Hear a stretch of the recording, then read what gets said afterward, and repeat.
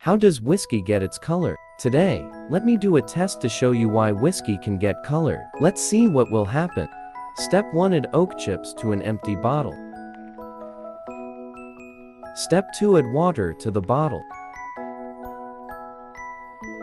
Step 3. Seal the bottle. After 7 days, the clear water turned visibly amber color.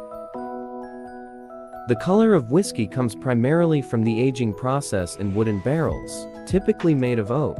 During aging, the whiskey interacts with the wood, which imparts both flavor and color to the spirit.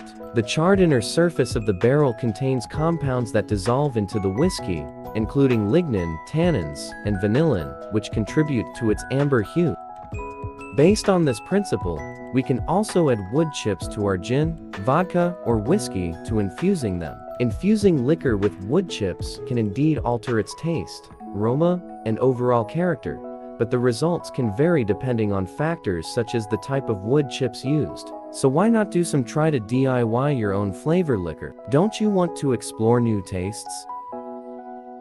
Almagic, which has been engaged in the supply of alcohol products for more than 15 years, can provide various flavors of wood chips and can offer customized design Liqour Infusion Kit according to your needs.